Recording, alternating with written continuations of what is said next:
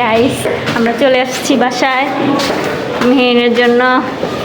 দেখি মেহিন কত এক্সাইটেড, ওর হাসিটা দেখার জন্য আমরা অনেক এক্সাইটেড।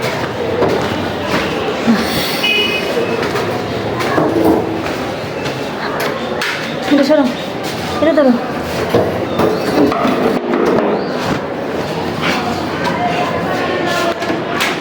এটা ধরো।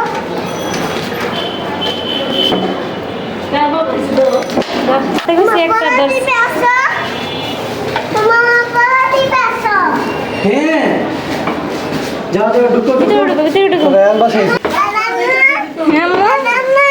খুশি হ্যাঁ টেবিল পিজা কাপড়